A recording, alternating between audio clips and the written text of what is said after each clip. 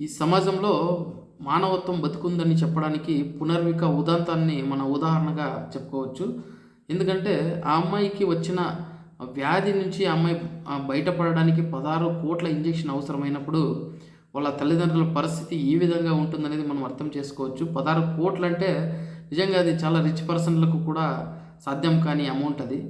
So, ఆ 16,00,00,000 adjust చేయడం ఇక అసాధ్యం అనుకున్న తరుణంలో జస్ట్ వాళ్ళ ఫ్రెండ్స్ ఇచ్చిన సలహాతో వాళ్ళ ఫ్రెండ్స్ అందరూ కలిసి క్రౌడ్ ఫండింగ్‌ను స్టార్ట్ చేయడం జరిగింది. దానికి చాలా అద్భుతమైన రెస్పాన్స్ అయితే రావడం జరిగింది. ఎంతోమంది మానవతావాదులు 16,00,00,000కు గాను 10,00,00,000 ఓన్లీ క్రౌడ్ ఫండింగ్ ద్వారానే ఆ అమ్మాయి ఇంజెక్షన్‌కు అందించడం జరిగింది. అంతేకాకుండా ఈ విషయాన్ని నారా లోకేష్ గారి దృష్టికి తీసుకెళ్లడం జరిగింది వాళ్ళ పేరెంట్స్.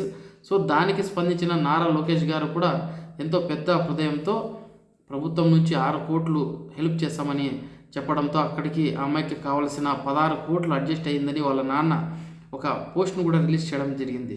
అయితే ఇటువంటి సందర్భంలో మనం సంతోషపడాలి గానీ, పార్టీల కోసం ఒకరు ఇంకొకరి పైన నిందలు వేసుకుంటూ ఇప్పుడు మనం కొట్లాడాల్సిన సమయం కాదని కూడా అందరూ కూడా అనుకుంటా ఉన్నారు. ఎందుకంటే ఇంతకు ముందే జగన్ గారి గవర్నమెంట్ ఉన్నప్పుడు ఒక అమ్మాయికి సేమ్ ఇలాంటి ఒక వ్యాధి వచ్చినప్పుడే 16,00,00,000 అవసరమైనప్పుడు జగన్ ప్రభుత్వం పూర్తిగా ఏమాత్రం సోషల్ మీడియా లేకుండా, ఏమాత్రం క్రౌడ్ ఫండింగ్ లేకుండా జగన్ గారికి తెలిసిన వెంటనే ఆ అమౌంట్‌ను గవర్నమెంట్ తరపున ఇప్పించడం జరిగింది అని వైఎస్ఆర్‌సీపీ కార్యకర్తలు అంటుండగా, అటువైపు నుంచి టీడీపీ కార్యకర్తలు కూడా ఎదురు దాడి అనేది చేస్తూ ఉన్నారు.